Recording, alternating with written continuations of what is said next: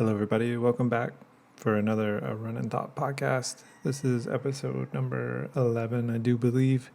I'll go ahead and apologize in advance for all the extraneous noise. In case I have not mentioned it before, we live in, I believe, the largest subdivision in the nation, 6 miles wide by 6 miles long, I guess, so square. Maybe 6 miles square. But anyways, so that said, we live also on one of the busier roads. We're one house away from one of the busier roads in the neighborhood. So there's constant traffic. One of our neighbors, they decided to get roosters, and not just one, not just two, but possibly 3 or 4. And so these roosters have no concept of time. They don't ascribe to the cartoon idea of a rooster that only crows in the morning as the sun comes up. These things are constantly making noise throughout the day, throughout the night. And the thing about the neighborhood that we live in is that it is zoned for ag lots, residential, commercial, whatever. Like anything goes. So there's little to no recourse. We could probably walk over and ask them to make the roosters be quiet, but that's never going to happen. So anyways, that's not a hill that I'm willing to die on. I'm able to sleep through most of the night, and then am rudely awakened usually around 3 or 4 in the morning, which is fine because I try to get up at 4:20 every day anyways, just to get my day started. But at any rate, so the crows are going, the dogs are somewhere around. I tried to close some doors just to shield everybody from my voice that's in the house, and then also kind of remove some extraneous noise from TVs and so forth. But you'll probably hear the cuckoo clock again, and you'll probably hear the dogs walk by or drink water or eat food out of their bowl because I'm sitting pretty close to those things. But that's just how it is. I kind of never set out to have the perfect environment and squeaky clean, free of background noise type deal. You're basically a guest in my house at this point, so you're just gonna have to get over the noise. But I do apologize. Hopefully it will add character. So speaking of apologies, the last couple of episodes I literally phoned them in.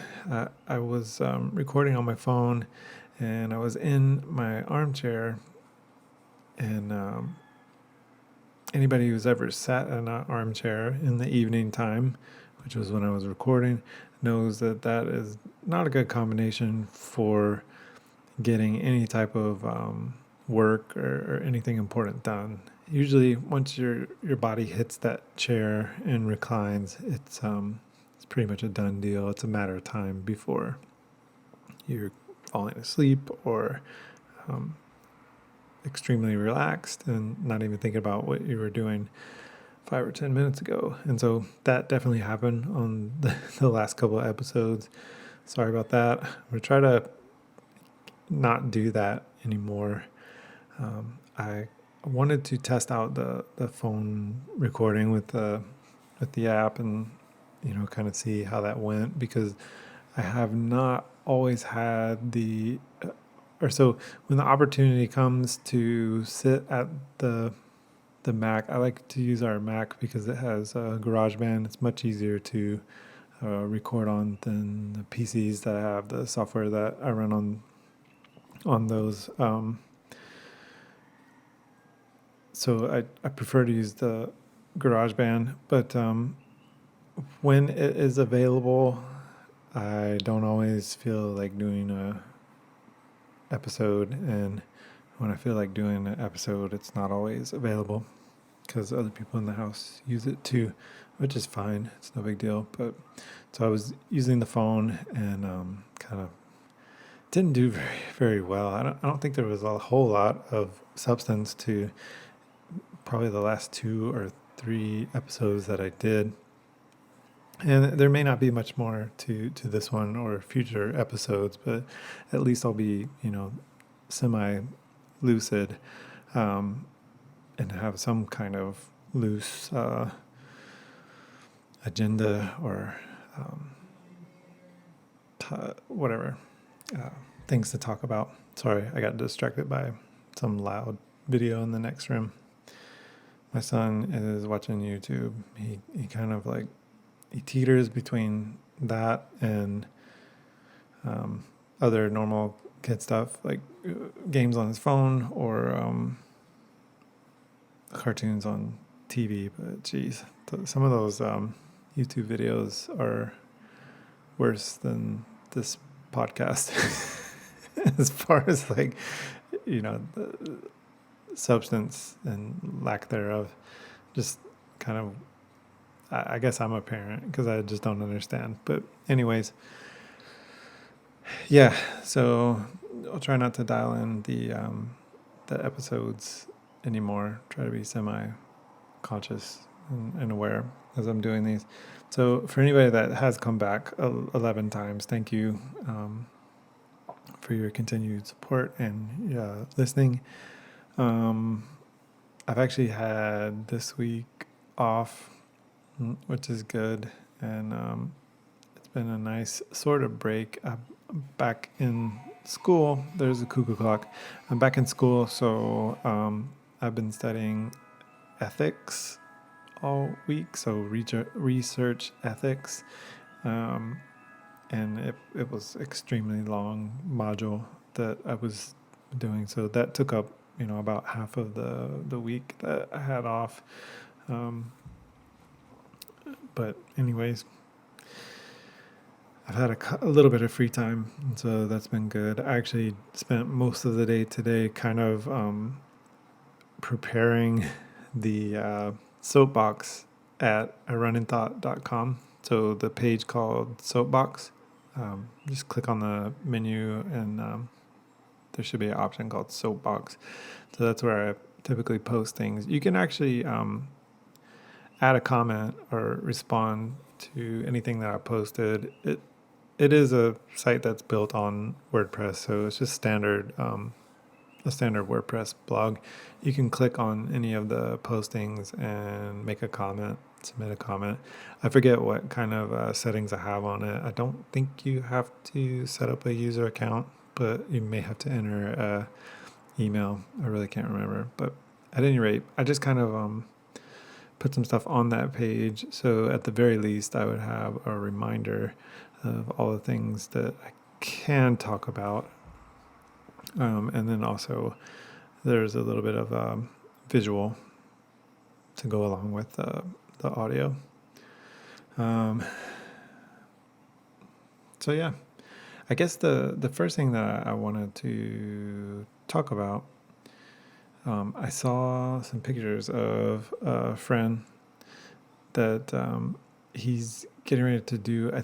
I don't know if it's his first ultra, but he's getting ready to do the Georgia Duel, and I can't remember what distance it is, but I saw that he had done a training run with some friends, and it looked like it may have been in the evening. Maybe not. Maybe I made that up. But it got me thinking about all the snakes that are in Georgia during the warm months. For sure, they're out. And all the poisonous snakes, venomous, that are in Georgia. And so I wanted to talk a little bit about that. So, and if you don't know, in Hawaii, there's only one, I think, native snake. It looks like a worm, and so you'll have to Google that or search for it, but you can find Hawaiian snake. There's only one, and I think they're usually like about maybe 6 inches long, like 4 to 6 inches, and they look at first glance like a worm, but then you look a little closer and they've got scales like a reptile. They're pretty smooth, and they move like a little snake, but they're blind and they live underground, and to my knowledge are not venomous. I don't think they could bite you even if they were. They're so small. But anyways, so there's that, and then I believe that I saw somewhere brown tree snakes have been introduced in order to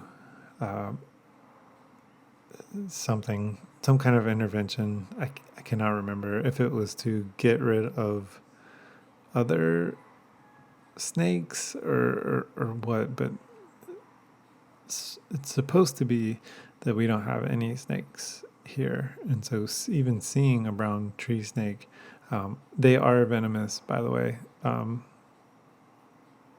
But even seeing one, you probably won't. They're so rare, and I think they've been introduced. I might be wrong on that, but so the brown tree snake in Hawaii, if you run into one, is probably not going to be, it's not going to be able to bite you and inject venom if you're an adult. But small children, I guess, because the venom delivery system, like the fangs and the venom sacs are in the back of the mouth. So if it's like a small child, they can be envenomated by the snake. But like I say, probably not gonna ever encounter those on the Big Island or any of the islands, and I'm pretty sure like none of the other islands have snakes either. But in Georgia, they have a lot of snakes, and I used to see them when I would go out for training runs and be out on the trails all day. I would see quite a few, actually, several times. Stumble across, like a big black racer, and didn't even realize it until I was already over the top of the thing, like running like right on top of it. And it's pretty startling because some of those snakes can get really big. If you do go to runninthought.com and look over at the soapbox, somewhere down in that bunch of postings, I've got one called Snake, and that's a video that I took on the side of I think it was called Arabia Mountain Trail, I think, but it's just a looping video of what I believe is a black racer, just kind of moving across a path. That might not be a black racer. I don't know. I'm not a what do you call it? Hang on, I've got it pulled up. I'm not a herpetologist. That's I had to pull up a thing to read that. I think you probably know by now. I don't know information like that. But so herpetologist. Yeah, I'm not one of those. But anyways, over on the soapbox, you can watch the snake go by, and that one is no problem. That's non-venomous. They probably still bite you, though whatever that is. I think it's a black racer. Probably still bite you if you mess with them, but not venomous. So you might get some bacteria, but that's about it. I did see quite a few copperheads. That was probably the snake that I saw the most. So between, like non-venomous, the black racer and the copperhead, those made up, probably 90% of the snakes that I ever saw on trail. So for my friend who is doing training runs on, it looked like some of the actual pieces of trail that are in the Georgia Jewel, I would say look out for copperheads, and because they're so hard to see, especially in fall foliage. So in Georgia, even during the summer, a lot of the leaves that have fallen are still on the ground. They're brown, and copperheads blend right in, and so they I think they can strike. I want to say like three. It may even be more than this. I'm just totally making this up right now, basically off of memory that may or may not be based on science or fact. So I believe like 3 feet, like they can strike 3 feet. It may even be more than that. So if you get close to one, like even remotely close, they can probably reach out and touch you. So you just have to be really careful, especially when you're going over, big piles of leaves or anything that's going to camouflage them. Those snakes were never afraid of me. They never got off the trail. When I would be running and see one, I would go way far away from them and kind of go around, but they never, um, you know, acted like they wanted to move at all for me. So I have a tendency to think that either they were really cold. I don't think they were really cold because this was in the middle of, Atlanta in the summertime. So probably being cold wasn't the issue. Or they just knew that they didn't want to move and they didn't have to. I'm inclined to think it was the latter. But yeah, so copperheads. And then on the trail around Johns Mountain and all, basically all of that Georgia Jewel Trail, you can run into rattlesnakes. And so I think the most common two are the timber rattler and the diamondback. So the timber rattlers tend to be the more timid, based off of my very limited experience and what I have heard from other trail runners that have way more experience on those trails than me. So if you do see a timber rattler and you've identified it, usually you'll see it slipping away, like underneath a log or underneath a rock. It'll try usually to get away from you. But like a diamondback, I think their behavior is a little bit more aggressive. You're probably going to hear the rattle, and then once you hear the rattle, it'll probably be too late. They'll probably be striking at you. One thing to note, snakes can move pretty fast. So, not just striking, but also like slithering. So,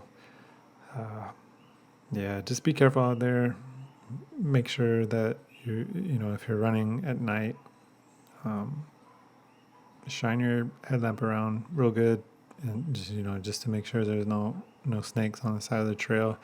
If you're coming up on like a stream or something, shine your light around good, because there are other types of snakes that are probably less common to encounter, but like water moccasin.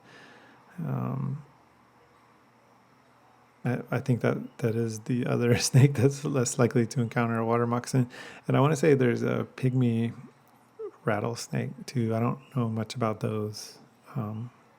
Never seen one that I know of. But so I've got over on the Soapbox page, underneath that video of Mr. Snake, there is a link to some information. And the name of the PDF is Snakes of Georgia. And so if you go on that, it gives you some information for the types of snakes that live in Georgia. And this could translate to definitely to other states in the Southeast, and probably on into, the Southwest as well, and maybe other areas too. Again, not a herpetologist or any kind of scientist really, so primarily just familiar with Hawaii, which is very easy because there's not any, and then Georgia, because that's where I saw most of the snakes that I've ever seen in my life. Um, all right. So on that PDF, it says at least 20% of the U.S. population suffers some degree of snake fear. I would say that I'm part of that 20% for sure, because even today, while I was on my run along Beach Road, um, I guess I hit a branch or something with my foot and it moved, and I still reflexively, jumped really high in the air. I still am jumpy about anything that's moving on the ground, and that just comes from I guess, a healthy or maybe an agonizing fear of snakes. But anyways, so regardless of the case, extreme fear is unnecessary. Maybe for you, whoever wrote this. One thing to note, and this is kind of funny, field herpetologists consider car keys and a car to be the best snakebite kit. And so I've heard this before. They do sell snakebite kits. I've seen them. We actually had some for sale according to Reddit. I heard this secondhand from a pretty reliable source, but he was saying that he read there was a Reddit feed that was had a picture of Tractor Supply. On their clearance bin, they had a whole bunch of snakebite kits, and I don't think anybody was buying them because there's no snakes here. So really don't need one unless you're going, you're going to somewhere that has snakes. But then even if you do go somewhere that has snakes, everything that I've read is counter using any of those snake bite kits. You can probably make it even worse by using those things. And so I don't want to completely just plagiarize and read off of this PDF. It is available. It's linked from the soapbox page underneath the snake posting. But I do want to just remind everybody that getting back to your car and getting to a medical treatment facility is probably your best bet. Don't try to cut the wound. Don't try to suck on the bite to get the venom out. Don't run back to your car. You gotta try to be calm.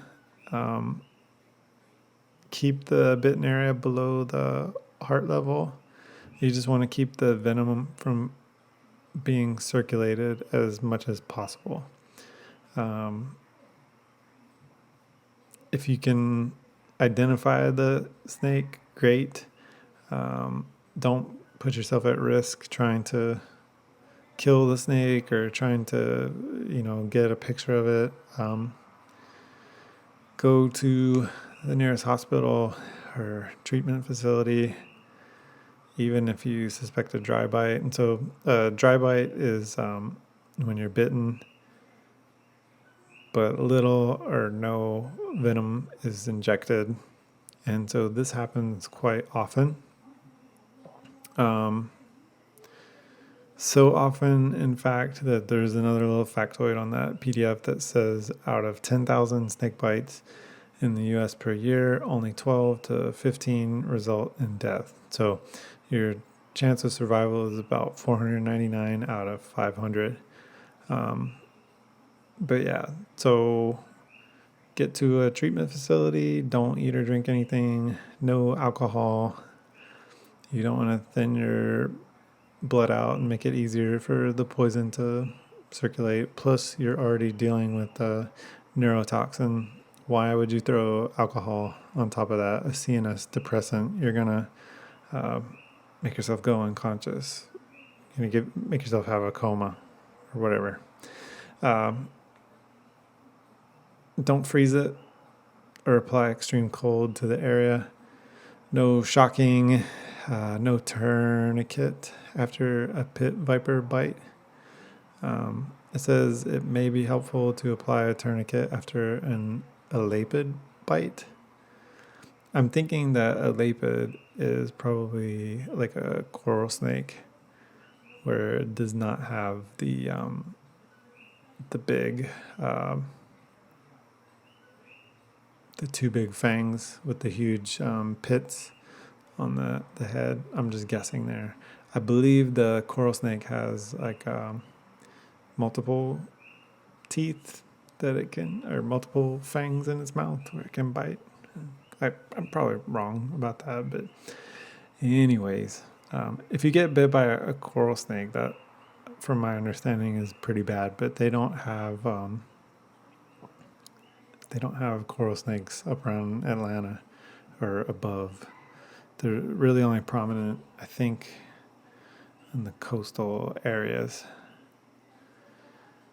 But yeah, that's all I'll say about that. Just go to the emergency room. Don't try to buy any kits and take them in with you into the woods to try to save yourself from snake bites. It's a waste of money, and you're probably going to end up hurting yourself more than helping. So venomous snakes of Georgia, I mentioned before, copperhead, 2-3 feet in length, light brown, pinkish color. So they blend right in with leaves that have fallen and, turn brown or whatever. Cottonmouth, those are more southern, I guess. It looks like, if I'm looking at the map right, those are below Atlanta. So, but just, they pretty much fill up everything kind of below Atlanta. Timber rattlesnake are everywhere. So let's see. I want to see if, so it says on the bottom, this species is passive, if not pestered, rarely attacking if you back away and leave it alone. And so that's been my experience. Usually when I would see these, they're going up underneath a log or something. You would just see like the tail going away, hiding. The eastern diamondback, it looks like North Georgia, no go, but South Georgia, yeah, they're down there. So it's looking for dry habitats and also wet areas. Okay, so whatever that means. So those are the most dangerous. They are huge and they have potent venom. So if you see one of those, and you'll know because they have diamonds on their backs, just like their name, don't go near them. Go away from that. And then the pygmies, again, it looks like northwest Georgia, and even like the most northeast tip, there's no pygmy there. They're just kind of in the most of, like 3/4 of the bottom of the state. So wooded areas and swamps, and they're small. People rarely see them. Coiled in pine straw or dead leaves. So it doesn't say anything about the behavior. I would say just stay away from anything that is a pit viper. When you see a pit viper, they're pretty, you'll immediately recognize that as a poisonous snake. They have a different kind of eyes. So kind of like a cat eye. They just look kind of evil with like the vertical slits, and or maybe some of them have horizontal slits too. I think there is a little bit of eye difference among the different venomous snakes, but Usually the non-venomous will have more of like the round eyes and round pupils and a much different shaped head. They don't, you just, I always just knew whenever I saw a pit viper, the head's very distinctive, and the eyes too. They're just a different looking thing. Yeah, and so coral snake, they're all along the southern kind of coast. The thing that I think most kids heard growing up in Georgia is the rhyme red touch black, venom lack. That's not what I heard. So I heard red touches black, friendly jack, and red touches yellow, kill a fellow. So they have they have the same coloration as non-venomous scarlet king snake. It's red, black, and white, I believe. Red, black, and yellow, sorry. And maybe a little white in there too. So the order and what touches what in these rings around the snake depends on, will I help you identify which one it is. So red touches black, friendly jack. Red touches yellow, kill a fellow. Anyways, that's all I know about about snakes. Just stay away from them and be careful when you're out on the trails during the day or during the night. I've never experienced this, but I have heard people say that copperheads can be very aggressive and like have come across like a stream crossing in order to get to humans on the other side. I don't know if that's accurate, but it's something that I definitely did hear from somebody. So I don't know. Nightmare fuel. Lucky to live in Hawaii. I live on a huge volcano, but at least we don't have snakes. So you can go to the soapbox, check that out, the link to the PDF, and read to your heart's content about snakes. So the other thing I wanted to mention in one of the podcasts that I found in somewhere in my delirious speech, I think I said something about animals that I used to see on trail.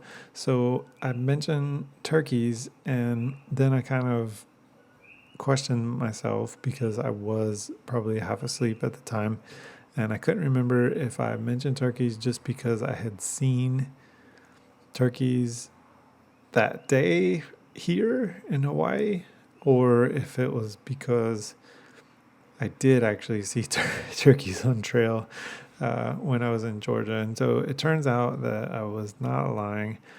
I actually did take a video of the turkeys at one point, and so I was running when I took this video. I used to do things like this, like run and try to capture things on camera or on video. I don't do that so much anymore, but you'll notice the image is kind of wobbly. I threw it into Premiere Pro and tried to do some stabilization, but I didn't quite get it perfect. But anyway, so you can see all of this huge turkey family running away from me. And I had some video of deer, some pictures and video of deer, but this was taken on a phone. Gosh, it had to been maybe like 2015, 2014, 2015. So it's been several years ago. So it was not even the most advanced phone back then. I think it was like a Samsung Galaxy 3. So the camera was all right, but the camera wasn't great. And I'm trying to capture moving wildlife. So sorry if the video is a little grainy. Plus, it probably had sweat all over it and greasy fingerprints on the lens and stuff. So I did the best I could. I didn't think that I would ever even be using this on a website or anything when I took it, probably. So, but you can go and see the video they made. Turkeys, they are out there in Georgia. They're out in Hawaii too. Was actually on Monterey Road, not last weekend, but the weekend before, and saw a bunch of turkeys, a bunch of crazy turkeys. And those turkeys were bigger, I think, than the turkeys I took a video of and posted to runninthought.com. Other wildlife that I've seen down on Beach Road that I also posted on the soapbox, peacocks. I just saw one yesterday, and I believe I mentioned this before on another episode, but just in case I didn't, there is a place that's called the Peacock House, informally, by at least one person who I only know as T, that used to come around when I would run on Beach Road a couple years ago before I stopped. And then now I'm running back down there, but I don't see T anymore. But I do still see peacocks every now and then from one particular driveway, and I'm not going to tell which one it is. If you want to see them, you're going to have to go down there every day and take a chance that you might see them yourself. Now it's all coming back to me. I think I did mention this before because I had mentioned finding the feathers, peacock feathers, at the Kahuku unit of Volcanoes National Park. So, yep, peacocks are here, and they're definitely down on Beach Road. I saw one yesterday, but he didn't do his tail for me. He just kept it all neatly slicked back, I guess. But I linked to a page on Hawaii Aloha Travel's site, and that page, it tells you a little bit in kind of a short form way, tells you a little bit about the peacocks in Hawaii. It's got some interesting factoids. But anyways, I'll let you read that if you want to. It's on the soapbox. I just thought I would bring it up because I thought I had mentioned it before. And why not just throw a picture up there too? And I wanted to also mention that I saw a peacock yesterday. Good for me, on Beach Road. Beach Road's been pretty interesting to be back on. I've seen more crazy stuff in a month running there than I saw for about a year, 2 or 3 years ago. Another thing that I posted on the soapbox, sorry to shift gears so quickly, but I think I've pretty much said all I can about peacocks. So I don't remember if I told this story or not. I think that I might have. But, all of these episodes are, all 10 preceding, and now I'm on 11. How do I keep up with all this stuff? But so if you look at my profile on Strava, I actually go, so it says, I think it says Clint, and then in parentheses, Alpo, and then my last name, I think. But yeah, so generally, it's probably considered a little pretentious to give yourself a trail name. Usually that's reserved for other people to kindly give to you. And I don't know if this is like actually an official thing, but I mean, it would just make sense that you don't give your own self a name. It wouldn't be like really all that special. Yeah. So I could come up with pretty much anything that would be flattering to me, and then call myself that. But I don't think it should work that way. I think the way that it should go is other people should give you a a nickname that's going to be unique to you, but then also describe something that you did or something that happened to you or whatever. Well, so saying all of that and talking about how it is pretentious, I did exactly that thing. I gave myself, I dubbed myself Alpo after a trip to Arabia Mountain State Park one day. I used to run that pretty often. That was my go-to because it was only about 15 or 20 minutes away from our house in Decatur. And so I would go run the trail sometimes. There was a paved trail that you could go, I think, down and back. I believe it was, sorry, I would have to look it up, actually. It was long. I know that I went down and back one day and it was some crazy distance. Like, I'm just going to go ahead. I've got the computer, so I should just go ahead and look this up just so I can be accurate. And I may have actually been accurate before and looked it up. Arabia Mountain Path Trails. So 30 plus miles of recreational trail. Sorry, I had to step away for just a minute. Yeah, so 30 plus miles of recreational trail, 20 minutes east of Atlanta. So you got walkers, cyclists, and joggers on this multi-use trail. In hindsight, so it's great because of the distance and there's no cars and wouldn't run into too many people. There were several places where you could get water. Some of the water sources were sort of questionable, but I never got super sick drinking out of them, I don't think. But yeah, anyways, used to run those trails. And what was I talking about? Why was that important? Yeah. So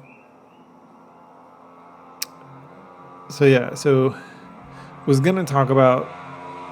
We'll let this truck pass. There's a lot of cars that have quote unquote performance exhaust around here, so you will hear them in the background. Sorry. Several things are crossing my mind at the same time, so let me just go ahead and get this out of the way so that I'll quit thinking about it. On this path that I'm talking about now, remember when I just said walkers, cyclists, and joggers? So whether I'm a jogger or a walker or a runner is, totally subjective and to be determined by onlookers. But there was definitely a biker on this trail one time. And so this is going back to snakes just for a second. I was going to tell this before, but then I forgot. So now I'm back to it. Was on the path trail around Arabia Mountain. There's like a kind of like a visitors center building. So kind of proximal to that. This guy was riding a bike. I think I had seen him earlier, but he went ahead of me, and then I'm coming up behind him, and he stopped on the trail. He's leaning over the front of his handlebars. He's got his feet down, bike in between his legs, and he has got his phone out, and he's either videotaping or taking pictures of Copperhead right at the front of his bike, like right next to his feet. Remember when I said that, and so who knows if this is actually true, but I think that in this case it probably it holds true. This snake's like right there at his bike tire, like right near his leg, and he's taking pictures of it. And so I don't remember if I told him that I thought that was a bad idea or not, but that was definitely a bad idea. Like, I don't know, man. First of all, I wouldn't take my eyes directly off of that thing to look at it through a camera. And then the other thing is I just wouldn't be that close to it in the first place. Like, that's just asking to get bit. But then, maybe he read that same PDF that I was talking about and he knew that even if he did get bit, he only had that 1 out of 500 chance of actually, dying. So I don't know. Maybe that was a risk he was willing to take that day, but I thought that was silly. Please don't be like that guy trying to take pictures of everything. Um, and I'm a hypocrite because I just talked about how I had pictures of turkeys, but usually turkeys don't attack you. We'll say, don't be like that guy trying to take pictures of copperheads, all right? Or rattlesnakes or anything else that's venomous. So judgmental I am. My bad. Yeah, so the thing that I wanted to talk about, and I got distracted on that, was the reason why I thought it was okay to give myself my own trail name. And so before you start in on me, I don't tell people to call me Alpo instead of my name. It's just something that I put on Strava, and it's kind of an inside joke, I guess, for me. And you can probably already guess where this is going based off the picture that I posted and probably me telling the same exact story before. But so I'm on this trail. So there's the 30-mile path. And then there's also places where that path goes off of the pavement and you go onto areas that are just they're just natural trail. And so one of the areas that's natural trail is on the Monadnock, which I talked about before. Arabia Mountain, I believe, is actually the name of the Monadnock, and I'm probably messing up saying Monadnock now. But like Stone Mountain, Georgia is an example of a Monadnock. Hopefully I'm saying that right. Arabia Mountain is a smaller version of Stone Mountain, I guess. And so you can run all on this thing. But it's a rock outcropping and it kind of just bubbles up. But it's solid rock. So one day, it was getting dark. It wasn't dark yet, but the sun was definitely on its way to setting. And I'm coming up the side of this hill, this Monadnock, and I get to a point. So like how if you're running up a spherical surface, and there's really not any. It's just like you're running up the side of a beach ball, right? So you can only see, if you look up, you can only see, what's not being blocked, like where your field of view is not being blocked by the actual surface itself, right? So you're kind of at an angle and you can't see what's on top of the hill until you get to a certain point where your field of vision's not obstructed by the hill itself.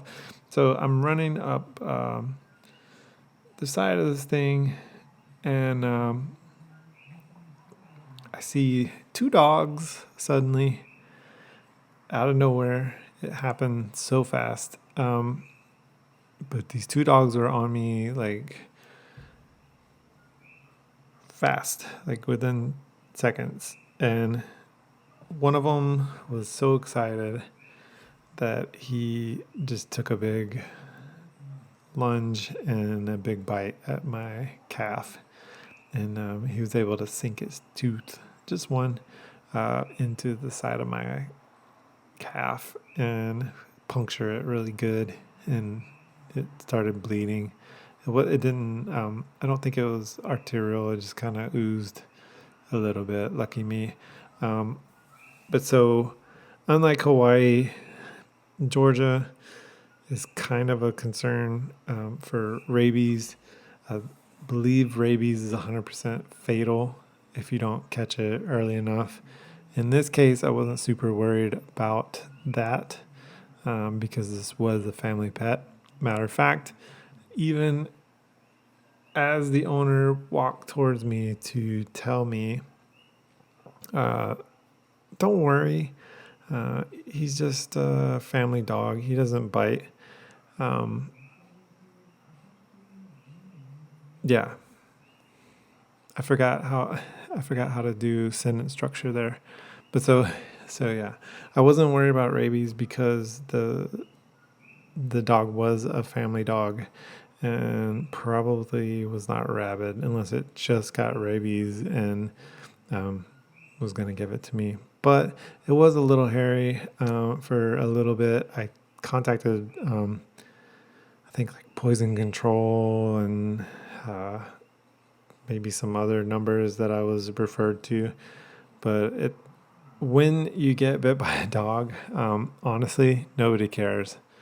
Like if you did have rabies, I feel bad for you because it was hard to figure out, like, should I go to the emergency room? Should I, like, who do I contact to get the vaccine for rabies or whatever treatment I need for rabies? Like I couldn't get straight answers. But then again, I can't even form complete sentences right now. So maybe it was me. Maybe it was my fault that I couldn't get answers on that. So good news is I don't think it was rabies unless it was like a extremely latent form of rabies, and it's a late onset, like by 6 years or something like that. But yeah, so I got bit by this dog and was all bloody, and I was on a run when it happened. So I thought, well, dogs want to eat me. Maybe I'm just dog food now. And Alpo is just kind of one of those brands that is familiar. There's a lot of dog food brands, but Alpo, I think it was pretty well advertised um, when I was growing up. So I definitely know what that is. Um, and I thought, well, I guess I'm just Alpo. So that became my name, my nickname on Strava. I don't make people call me that, but that's my nickname. That's why. And so if you want to give me another one, then by all means, please do. I actually do have another one that's real. Excuse me. Sorry, I had to take a break to sneeze. Now my voice is all messed up. I think there was some dust on this microphone shield or something. Hang on one second.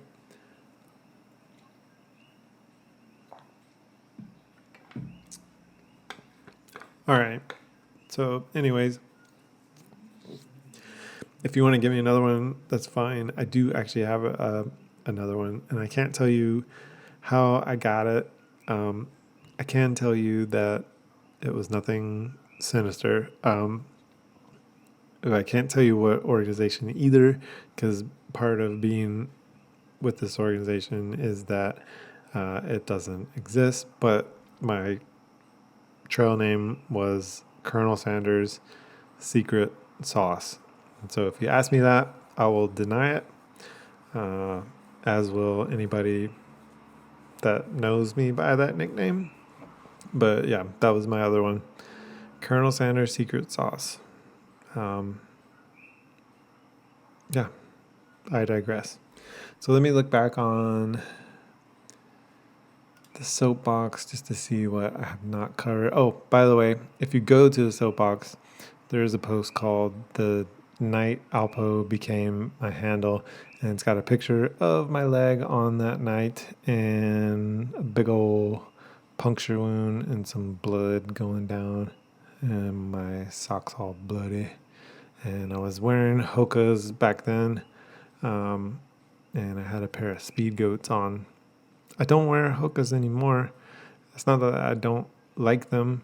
They were all right. The toe boxes were a little narrow for me. I like the shape of Ultras better for my foot. I've got you can see that picture too of my ugly foot on the soapbox. Just kind of weird looking feet. But Barney Rubble, definitely stubby and wide in the front. So Ultras work out better for me. I would get like blisters and stuff when I would wear Hokas. But anyways, moving on. A cool thing that I was reminded of yesterday, or maybe it was this morning. I don't usually get on Strava on a desktop computer.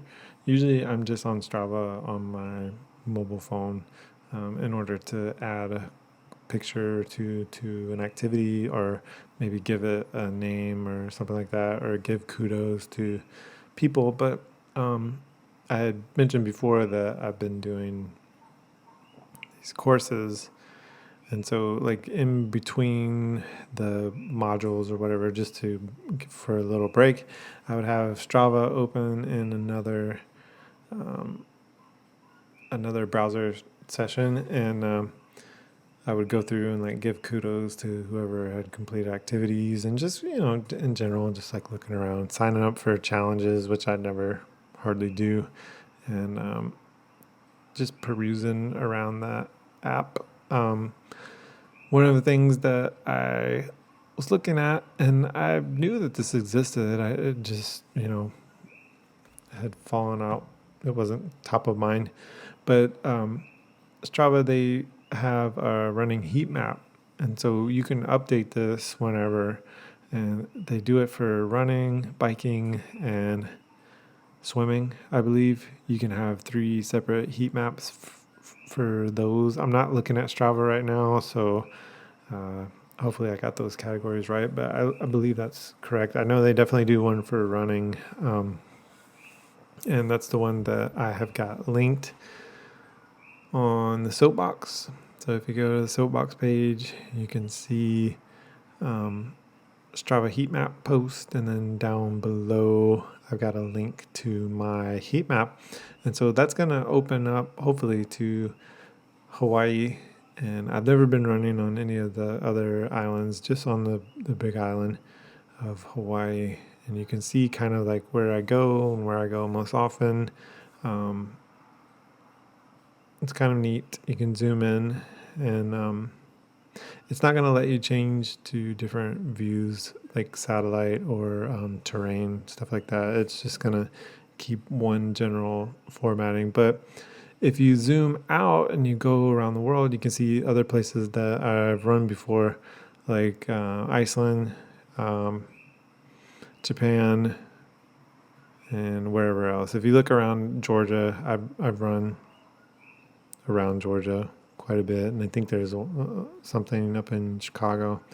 I started running before I started Strava, so some places like Arizona and maybe a couple others aren't on the heat map, but this basically goes back through all of the time that I've been adding activities to Strava, and it just creates a heat map out of that. And so it goes from blue to red, with red being the spots that I have trafficked the most.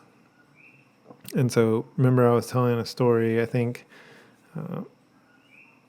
in one of the more recent episodes, and I was talking about Iceland, where I was running next to kind of like a bay, and I had seen the sheep and this idyllic little village, and how neat it was. You can actually see the name of that village. I can't remember it off the top of my head, but you can actually go to Iceland. You can see where I ran in Reykjavik, and then also all the way on the other side of Iceland in this sleepy little town tucked away in the middle of a bunch of snowy mountains. But yeah, so kind of neat. And then if you can do this for anybody. I believe you have to have premium subscription or whatever they call it. Summit, I think, is the name of like their paid version. So if you got Summit, you can create your own heat map, and you can see ones that other Summit members share. I don't know if they offer this on the free version. They may. I'm not sure. Anyway, it's cool to look at. I posted mine for anybody that's interested. Go look, take a look, see. I posted a picture of my Stimpy slippers just because I'm wearing them right now, and I like them. Some people probably don't know what Ren and Stimpy is. They were not really a famous, but they were a sort of popular cartoon. I think they were originally the artists designed them to be more adult type cartoon. So there was a lot of language and adult, I think, situations, weird, like weirdness, for sure. I remember seeing some of those made for mature audience type Ren and Stimpy cartoons. And then even arguably the ones that were made for kids were maybe a little over the top. But at the time, I liked them and still do to this day. Ren and Stimpy, good stuff. I don't even know where you can watch them, but I still remember the horse guy. No, sir, I don't like it. And Ren was always being bothered by Stimpy for one reason or another. Mostly because Stimpy was always happy and Ren was always upset. But yeah, so those are my Ren and Stimpy slippers. Won't spend too much time on those. It's just kind of, now you can see how my feet live when I'm not beating them to death on trail or pavement. They live in Ren and Stimpy slippers, or Stimpy slippers. Underneath that, I posted the wildlife of Hawaii. And the reason that I posted that was because I've seen a lot of Hawaii's wildlife down on Beach Road, of all places. I've seen some pretty cool things down there. One thing that stood out the other day, I don't remember which day, but the trade winds were very strong that day. And so on the windward side of the island, so that's where I live, and that's the side that kind of faces California. And so we have trade winds that come from the ocean going over us towards Kona side, which is more towards Japan, I guess. Not really close to Japan, but in that direction, right? So these trade winds are really strong on this day, and I look up and I see something hovering in the sky. And so it's really the exception to see anything in the sky. So there are helicopters that fly around, like Tor helicopters. Right now there's 0 Tor helicopters flying around anywhere. We don't have, so something I always took for granted, or not, or however you want to look at it. When we lived in Decatur, we were right in the flight path for Atlanta Airport. So one of the runways, we were right in the flight path for that. So we would see airplanes all the time. And then, you're running up and down the interstate, you see airplanes all the time. Here, not so much. I mean, we're in the middle of the ocean, so, and we're not on Oahu. There's very little air traffic that comes into Hilo, which is where the airport is on this side of the island. There's more that probably comes into Kona There's not a lot either place right now because of COVID-19. But yeah, so seeing things in the sky is not typical, right? And so I noticed something floating in the sky. I look up and it's this bird and it's just hovering. It's not riding on thermals or anything. It's just riding that current, the trade winds that are coming. Uh, it's just sitting there and getting lift on its wings from the air that's coming from the ocean. So it's just kind of hanging out, just hovering. And then eventually it kind of broke off and flew down or flew north.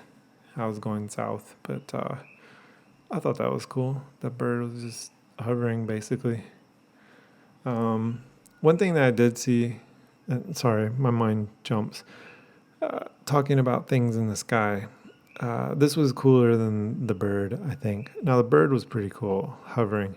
But one time when I was down in Volcanoes National Park, this was on the evac route that goes from Chain of Craters Road over to end of the road in Lower Puna now. So this is a gravel road. I don't remember the state of that road at the time I was running it. So there has been a lava flow over portion of that, I think. I don't know. But anyways, that's not the point. I was running down in this very deserted place. Nobody goes down there. There were people that would go down there when there was lava flow proximal to that area. So you could actually walk out on the lava field. You could look down through cracks in the upper, I guess, crust, and you could see lava flowing underneath you. So like maybe 3 feet down, there's lava flowing underneath, and you're just like walking on top of it. Pretty cool. Also pretty terrifying now that I've actually seen a real lava flow here and how much material actually comes out of those eruptions. I probably wouldn't go back and visit any place if there's lava 3 feet underneath. But when I first got here, I had the disease of thinking that nothing bad happens here. When in contrast, everything like you could die any second here. It's it's like it's not as bad as some places, but you know it. As far as like nature is concerned, extremely volatile. Just you know, you have to be mindful of where you're at and what you're doing here, especially because there's so many humongous forces of nature at play. But I've strayed so far off topic. When the lava was flowing, some people would go down this gravel road. It goes about 8 miles until it ends, I believe. No, 4 or 5 miles until the road ends or used to end, and then you would walk out onto the lava field out to see where the eruption was going into the sea. That is no more. The lava is not flowing into the sea at this location because it erupted further down, and I don't think it's flowing anywhere now. I'm not really up to speed, but as far as I know, it's not flowing anywhere along the shore. It's probably going like underneath the water or something. I don't know. I'll ask my friend that works for USGS or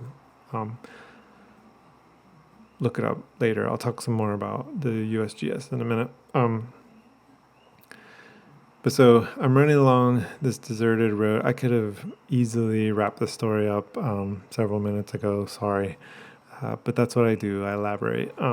So I'm on this gravel road going out, and there's nobody else there because there's nothing to see at the end of this gravel road. I'm just down there because I like to go and just clear my mind, have peace and quiet, and kind of be a little bit scared because if anything happens, there's nobody that's going to find me uh, for a while. Like even the rangers don't go down there probably every day. I might be wrong on that, but yeah. So I'm headed down this road and then I'm coming back and I see something in the sky and I'm like, somebody's flying a drone along the coast. Weird. So the thing keeps getting bigger and bigger and bigger until finally I'm like, that's not a drone. I look closer and it's an osprey. So I think it was an osprey, the Marine Corps aircraft, the one that has propellers that kind of turn up and become like helicopter rotors, you know? So it was one of those. And it was circling, I guess not circling, but it was flying just right along the coast. Maybe it was going to land at Hilo or something. I don't know. It probably came from Oahu, one of the bases over there. But you don't see that hardly ever. There's not a huge military presence on Big Island. This is kind of more rugged and unsettled, I guess, than I won't say some of the other islands because I have not been to all the other islands, but I think like compared to Oahu, like Oahu is kind of like California light, you know, like LA light. It's a city. It's a thriving city. Here is not like that. It's more laid back, and there's no reason really for military aircraft or any aircraft to be abundant. So seeing that was really cool. Let me go ahead and change subjects because I think that I've used more words to describe that than were actually required. I could have just said one time I saw a plane and it was really cool. But anyways, it was the type of plane and the circumstance and the fact that I don't think I saw any other person that day. I only saw that plane. And yeah, so but back to Beach Road and other cool things. So if you go again over to the soapbox, I've posted wildlife of Hawaii, and I just thought I would post this up because I think it's pretty much, it's almost all inclusive of all the wildlife that's on the Big Island. And this is just a picture that I took a while back of the back of the park map for Volcanoes National Park. And so it's got an infographic with all of the different birds and mammals, and they're numbered and it tells you what they are. And then there's some interesting factoids on it. And so if you ever come to Hawaii and you go to Volcanoes National Park, you can have one just like it, or you may actually be able to write them, and I'm sure that would send you one. One thing that they do have is a whole page devoted to animals on the Hawaii Volcanoes National Park site. And so I've linked to that also, and that will tell you about all the wildlife that we have here. Spoiler alert, most of it is going to be birds and sea life. There's really not a whole lot in the way of mammals. We have the boars, which I've talked about before. There are goats, feral and I guess domesticated or raised. And then there's also sheep. Different kinds of sheep. There's mouflon. I don't know if we have mouflon sheep on Big Island. We might. I don't think so though. And longhorn sheep, is that a thing? I may just be making stuff up. I need to go get my. I've got a guide a wildlife guide that they gave me on our safety course. I need to crack that open so that I can halfway know what I'm talking about here. But anyways, this one that I got posted gives you a pretty good idea of what to look for. The bat. We've got bats. That's a mammal. It's called the hoary bat. Haory or Hoary, hoary bat. And so one of the places that I used to run a lot, I don't know if I'm going to be running it much more, but up near the waterfalls, the place they call Narnia, the college goes and they'll put up nets and do studies of the hoary bat. So that's how I first learned of them, was through seeing them putting up those nets and asking about it. Yeah, and they've even got a picture of a cat on the infographic. And so there are plenty of cats, feral and I guess domesticated. There's a white bird that's listed, and let me see if I can make this big so I can see the name. So it's number 10 on that infographic, and it is called Koa-i Kea. So Kea means white, and I don't know what Koa-e means, but I think it probably means bird or tail. Not sure. Koa-i Kea. And no disrespect or offense. I don't know how to speak Hawaiian, so I'm just guessing. Kea means white because Mauna Kea is a white mountain, and so that's the only reason I knew halfway what Kea means. But the Koa Kea, the reason I brought that up was the only place I've ever seen that particular bird is out in kind of the desert area of Volcanoes National Park. And so I mean like out in the desert. These birds will be the only life that you'll see out there, and they just kind of, fly around. I think they live in the sides of old craters. So they'll build their nest like down in the sides of these craters. You'll see them fly up and out of them. But you don't see many. And sometimes that's the only thing you'll see is like maybe one of these birds, and they'll just kind of like fly around over top of you and just kind of suss you out and then move on. So that it's kind of a nice thing, I guess, when you're out in a weird area, desolate, and you see at least a bird. Sometimes that can be somewhat comforting. But yeah, so I'm not going to bore you with the rest of my wildlife stories, but a bunch of birds, bats, owl, mongoose. Mongoose is kind of a favorite of mine.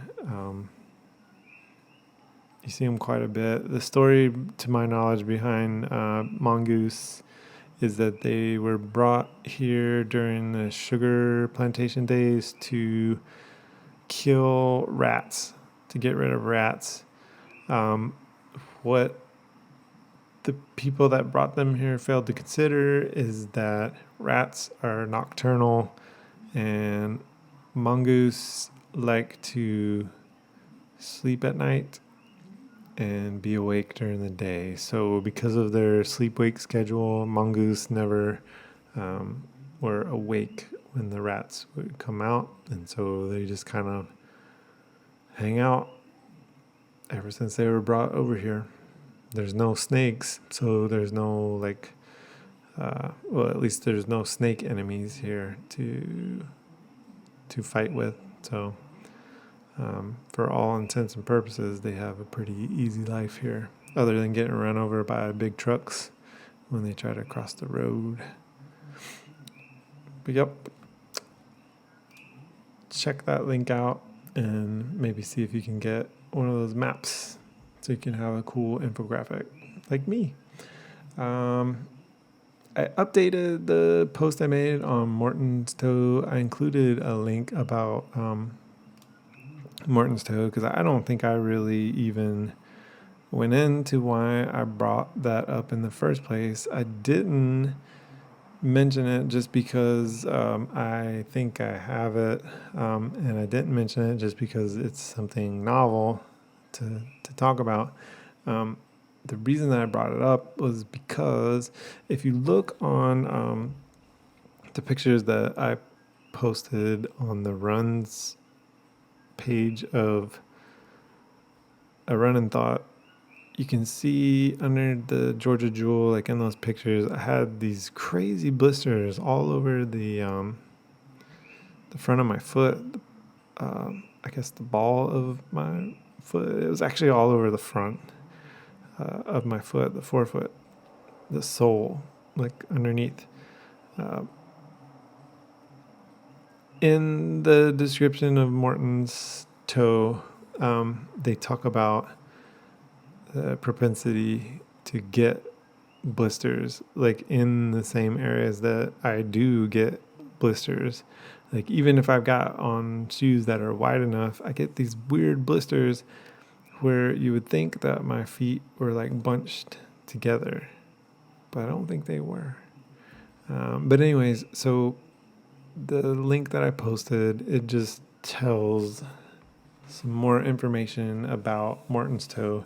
Way better information than I just gave right now, and definitely than I gave the first time that I mentioned this. And then it also kind of tells about Morton's Toe and running, or things that you may experience due to Morton's Toe. Like talk about calluses at the second metatarsal, black toenails, bruising, overpronation, blah, blah, blah, blah, blah. So you can read on that and go down a rabbit hole if you want to, with the link that I provided. And again, that was under the post that I did of my feet, where I asked the question, Morton's Toe, question mark. And then I put a caption on there, like the blue dress, white dress conundrum. Hopefully that, people get that. A couple of years ago, people were not fighting, but people were arguing over whether this picture of a dress was blue and black or white and gold. And then there were other things similar to this. Like there was one where was the person saying Yanni or something else. I don't remember. That was the joke that I tried to make there. It was, I'm not really sure if all those toes are equally long or if I do actually have Morton's Toe. I'm not really sure. Maybe I'm a hypochondriac, but I posted that for your enjoyment, I guess. Look at my feet. Talked about the heat map. So yeah, I talked briefly about the volcano observatory and the status of the eruption, which I'm totally ignorant of. If you want to get wise to that kind of information, and I definitely need to do this myself, you can go to the link that I posted underneath. So go to Soapbox on runningthought.com, and then I have a post called Hawaii Volcano Observatory. There's a picture of Mauna Loa that I took from the desert area that I was just talking about, where you may see some of those white birds. And underneath that picture is a link to the U.S. Geological Survey, Hawaii. And on that page, you can find a map of Hawaii. And it actually starts off with Hawaii and then Maui. And you can see Haleakala is, there's a little symbol to note the position of Haleakala, Hualalai, Mauna Kea, Mauna Loa, and Kilauea. And so those are the main volcanoes. And then the green normal status right now, as of the recording of this podcast, for Kilauea, and then Mauna Loa is yellow advisory. It pretty much stays on that. I want to say that Mauna Loa is erupting constantly. I may be wrong on that. I probably shouldn't say that. Anyways, go to that link and read on the USGS page, because they keep track. They put sensors out and monitor seismic activity and all kinds of other stuff. The movement. I don't profess to know this, to know what I'm talking about here, but so my understanding is they put like GPS units at different positions, and then they kind of measure the curvature of the Earth through, the line that intersects these GPS units, and so they can tell if there's, if the shape of the Earth is changing, or the shape of Mauna Loa is changing, or whatever, and so they can sort of predict volcano threats and stuff through that. Anyways, you can see news, the advisory level. You can see the names of all the main volcanoes. There is history, it looks like, of lava flows or eruptions and all kinds of other goings on. I have a friend that actually works for USGS. I'm not going to say their name here because they probably wouldn't like it.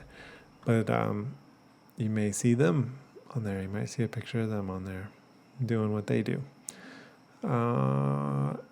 But you can read about volcanoes, earthquakes, which is another thing that we have from time to time here in Hawaii.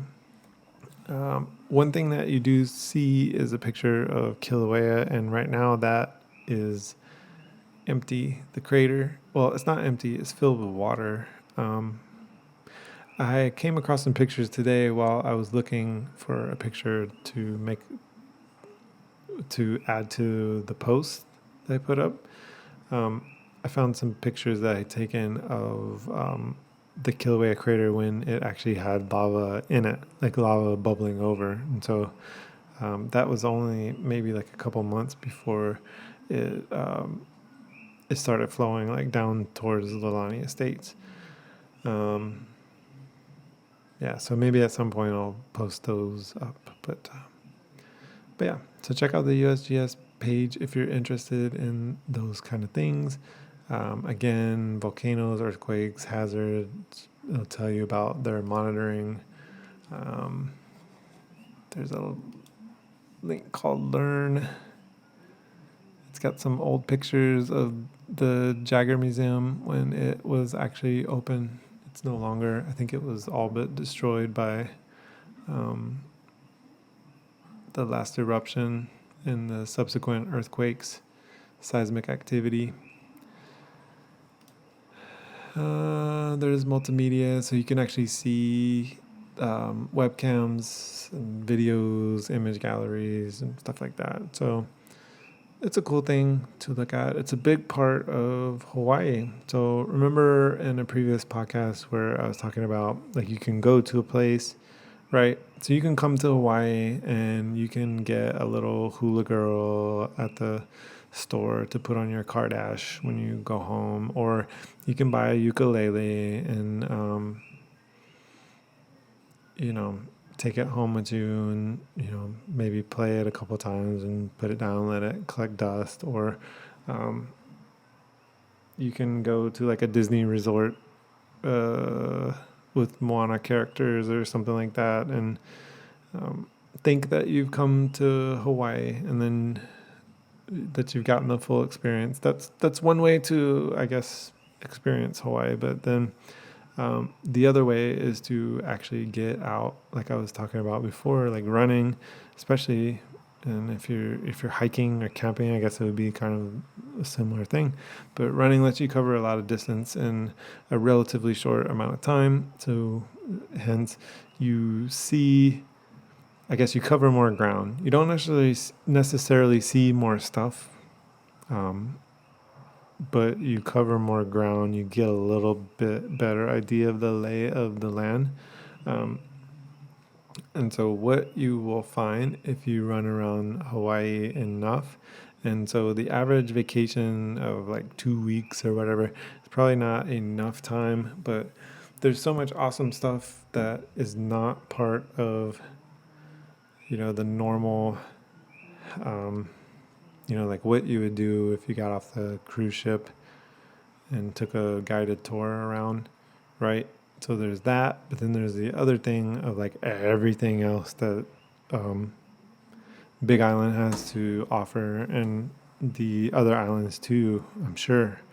Um, and that is the same probably anywhere you go. So you can do the cookie cutter guided tour, or you can get out and explore. And so if you get out and explore Hawaii, you'll see that a big part of it is the geography and the makeup, and you can see I believe Big Island has every major biome except for Arctic. So you can see all of that desert, tundra, all of that. I didn't pay that much attention to science when I was when I was in high school, so I don't remember all the major biomes, but we have most of them here except for Arctic, and even that we do get snow on the top of Mauna Kea. So not Arctic, but close enough. Close as we'll probably get for the time being.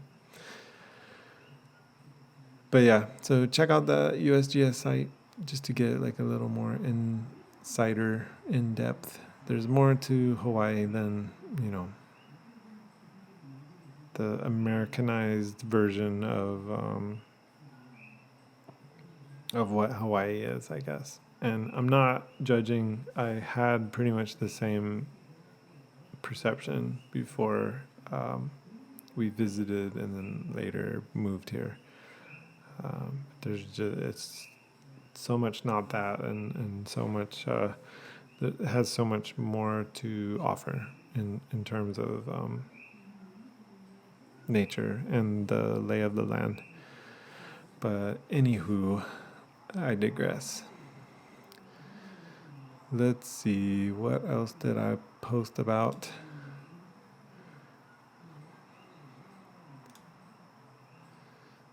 I've lost my place. Let me go back. And so now you can't go anywhere, though. That's the thing. Like, you have to go online and read about Hawaii or anywhere. And I mean, that's not news. Everybody knows that. Which, speaking of, I hope everybody that is listening is okay and staying safe and still practicing social distancing. Because I don't know. I'm no doctor, obviously, but I don't think it's time to stick our heads out of the hole quite yet. I think you'll probably see your shadow at this point. Maybe just stay in your house for a little bit longer. But in all seriousness, if you are out there and you are having trouble, or not trouble, I don't want to marginalize it or diminish it. If you're having like outright hardship because of job woes, or if you're sick or whatever it is, I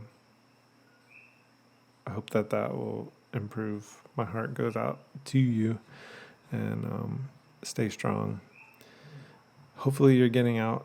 You're able to get out and do some kind of physical activity. If you are and you're not, please do that, because it can help. It can help you.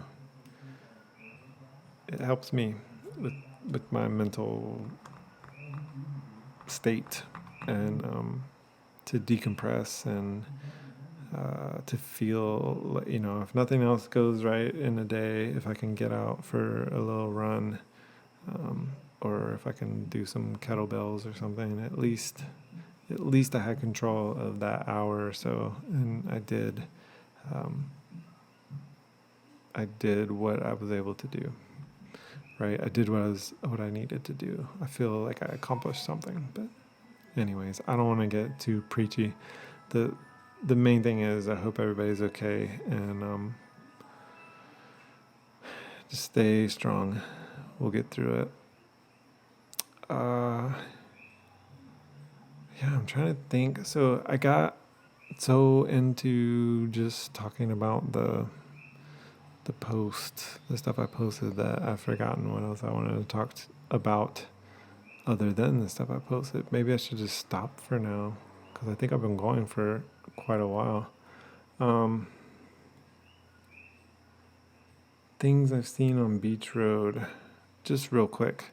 So, and I'll try not to get too elaborate into stories about these. Okay, but so the first one, gunshots for sure. Somebody was firing a gun as soon as I parked. This was last week, I believe. I parked my truck. I'm getting ready to get out. I hear multiple gunshots. It definitely was not fireworks. I don't know if somebody was hunting uh, out in the area. I don't think they're supposed to be, but heard gunshots, started my truck, moved about, I guess, like a half a mile or so up the road, parked, and then ran uh, away from where I had heard the gunshots. But I still got my run in for that day. I would hazard a guess that it was hunters, and nothing more sinister than that, but you can never tell. Let's see, what else? I think I talked about seeing the lady on horseback. That was cool. Of course, there was the peacocks, the bird that was hovering. Um, I don't think I talked about this guy. One day I came back to my truck and it was dark. I had gotten out a little bit late and I had run all the way down to the lava flow and back. So um, about 8.5 miles, and had run into the night. Like the sun had gone down. It was dark out. I come back, and right next to where my truck is, there's a dude standing with his back next to me, and he's got a fire going, which there's really no need to have a fire going in this little place that my truck was parked. And there's really no need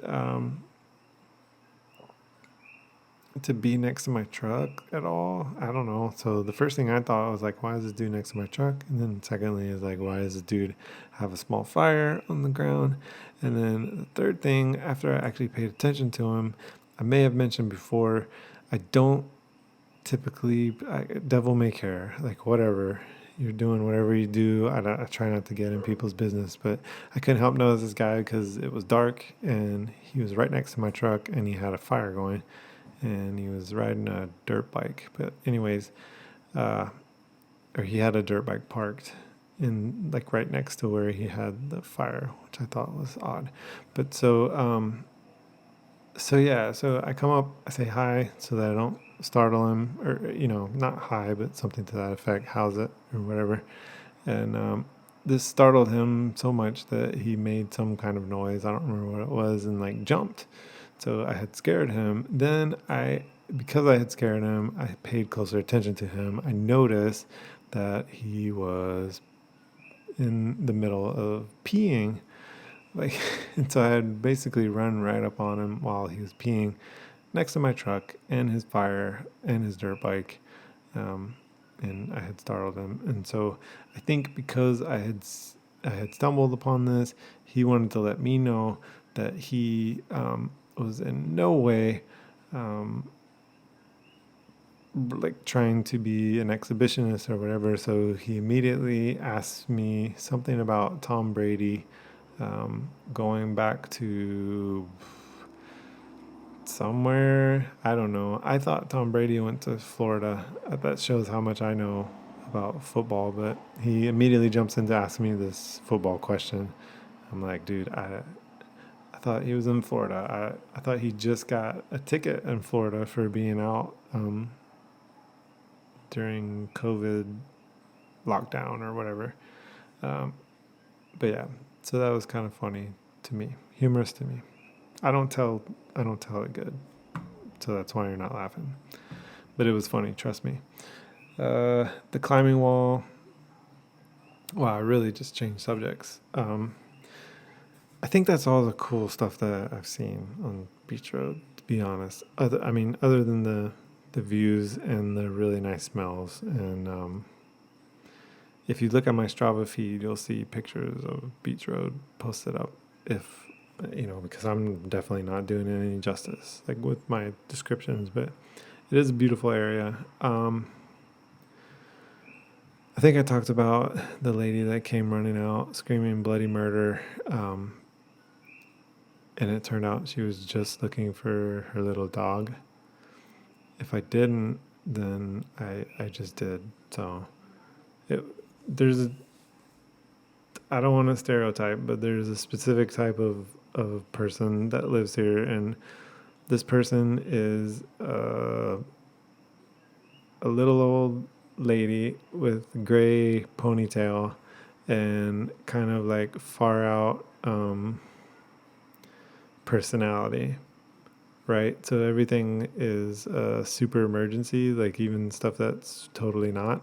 Like this lady's dog had run not away, but it was chasing a cat in the middle of the Puna jungle, I guess, for lack of a, well, I think that's an accurate term. But this lady's looking for a dog. She's screaming bloody murder. I mean, like, I thought that somebody was chasing her with a knife or something. She comes running out, you know, and I'm like, what's wrong? She's like, I'm looking for my dog. And like, when she said it, like the implication was she wanted help, but then also her behavior was that she couldn't be bothered with me. Like I was unimportant at the moment. Like she couldn't even be bothered to ask, like, can you help me look for my dog? It was just implied that that I was now responsible to help her look for her dog. But anyways, found it like 2 seconds later. She didn't say thanks, but it's a particular kind of person that lives here. If you are here, then you'll know exactly the type of person that I'm talking about. Little old lady with gray ponytail. They're standard issue, and they're dispersed all over. And they always are. They always have weird ideas, like weird narcissistic ideas about like worldviews. But anyways, I think that's all that I've got. I don't even think that, have I talked about running at all? I don't think so. But I wanted to talk about something at least sort of halfway interesting and be kind of awake for some of this stuff. So there's really not that much running going on. I could talk about running, but it would just be, hey, I went to Beach Road, and then I went to Beach Road, and then I also went to Beach Road. I guess one cool thing that I may have talked about before too. See, it's all running together, but I was able to go to Mono Road. I think I talked about this before, but it was beautiful. If you are coming to Hawaii, if you live in Hawaii and have never been to Mono Road, I highly suggest it. With the following caveats: leave your trash in your vehicle. Leave things as you found them. Be respectful and enjoy. I think that's like 30 miles of unpaved trail. So very nice. And it's at a lower level than some of the other trails that are around Mauna Kea, so you don't get the altitude kind of off feeling. If you like that sort of thing, there are trails that are up higher that you can go on, and the views from those trails are spectacular, but they're rough trails and they're at altitude. So if you're not like me and that doesn't bother you, it'll be perfect. If you're like me, anything above like like 11,000 feet, I start to get really weirded out. But anyways, um, I tried to go on a run at a place. This was like a new trail. I'm actually gonna have to bring this up so that I can pronounce the name right.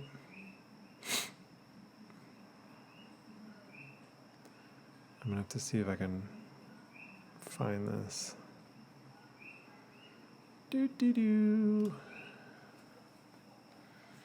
Because I wanted to go to this place, but I ended up getting like, I wasn't able to find where the trailhead was. Kind of messed me up. I think that this deserves a post with some maps and some further explanation. So the other day I signed up for so many challenges that it has completely filled up my timeline, and now I can't see this activity. Hang on. Let me get on my phone here just a minute. See if I can pull up this old message. Alrighty.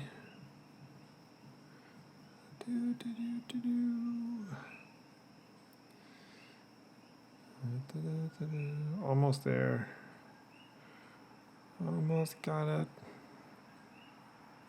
Okay, so the name of the trail is Humu'ula Trail. And that's not the one that goes up the side of Mauna Kea. This is one that's lower elevation. I believe it starts somewhere around 2,000 feet, and it's kind of more proximal to the Hamakua coast.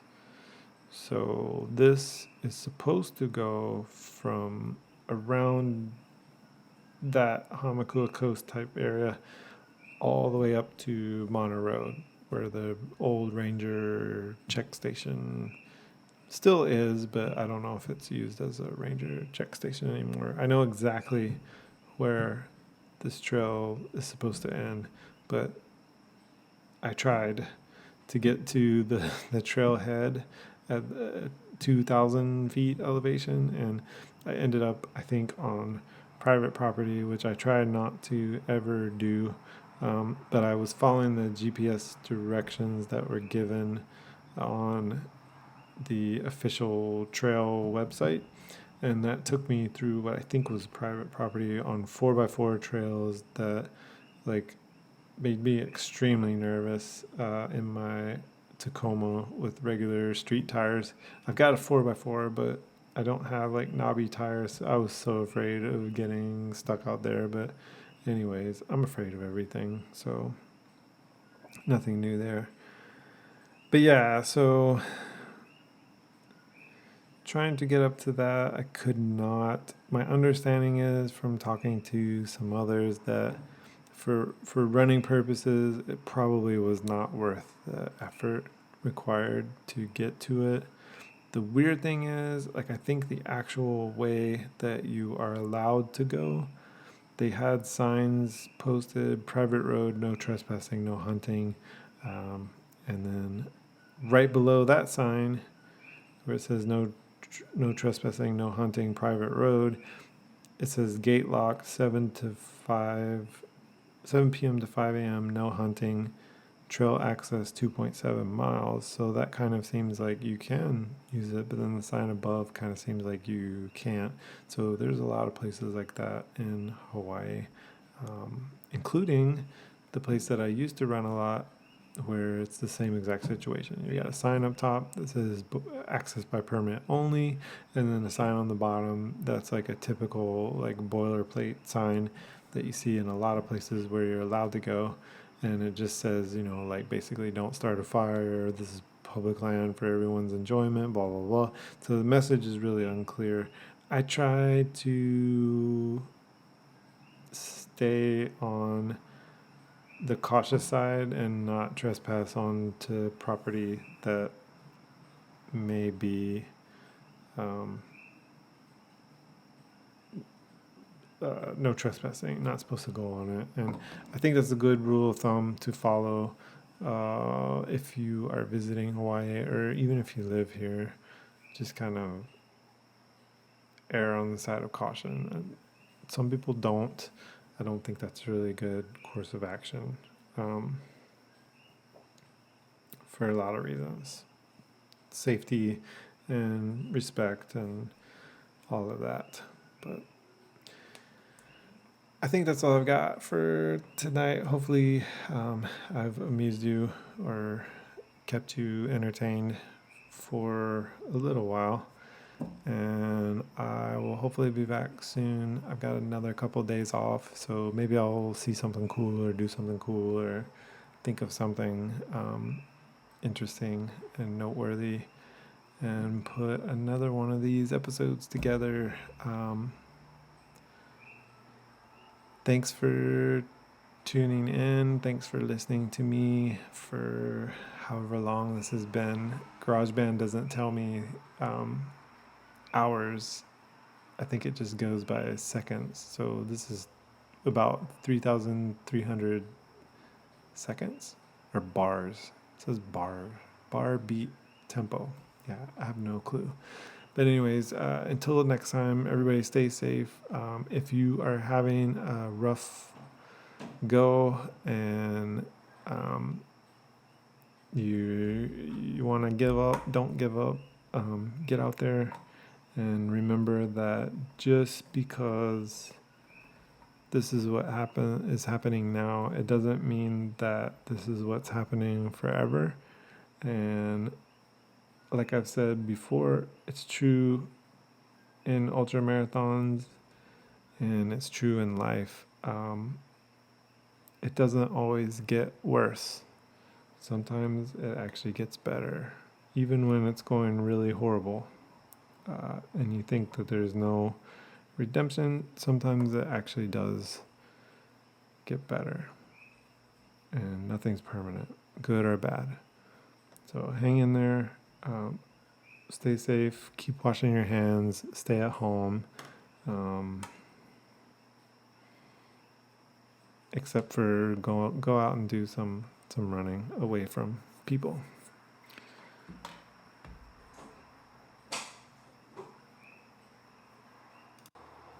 But that's it. Until next time, peace out.